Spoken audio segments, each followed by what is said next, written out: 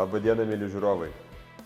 Šitas video turbūt yra padarytas seniūnijų ūkvedžiam ir komunalinių įmonių už techniką atsakingiam asmenim, nes šitą mulčerį noriu pavadinti komunalininkų svajonį.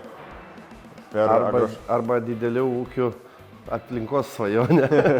Jo, nu kas turi kokį mažą traktoriuką aplink ūkį apsipjauti, irgi puikus daiktas. Talex Evo modelis, taip? Taip, Evo modelis, 1,65 m pločio, kaip ir kiti modeliai, tai yra išneša, kaip RB modelis, tai čia anksčiau būdavo tik RB modelis, dabar tas Evo yra toks kaip ir naujiena biški, tai jis būna 1,65 m, 1,40 m ir 1,20 m pločio. Pilnai išsineša į šoną, gali pjauti kiek į minusą, taip ir į pliusą ir kadangi sveria tik tai 370 kg, tai 60 arklių traktoriukas puikiai susidaroja su juo. Šiandien pademonstruosiu, tu pasakok, aš einamės traktorių. Tai čia ką turim? Turim diržinę pavarą, 2 porų reikia, atraminis volas, plaktukai standartė kaip ir visur RM33.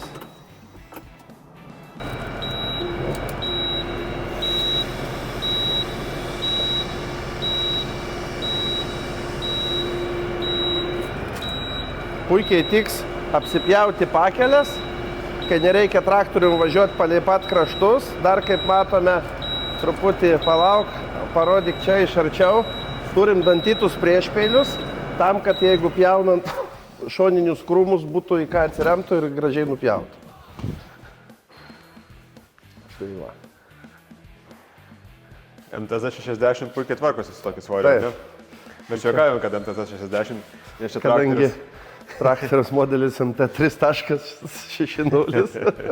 Jo, bet traktorius 60 arklių puikiai tvarkosi, ant priekio tik tai sniego peilis, o jo nei varto, nei ką. Tai va, ypač seniūnijose daug tokių traktorių tikrai yra. Taip, ir gerai galima, kaip ir minėjau, galima ir pakraščiuose krūmus pjauti ir labai funkcionalus daiktas. Čia 33 plaktukai stovi? Taip, RM33, kaip ir visose kitose. Na, tai drąsiai galima varyti krūmelius.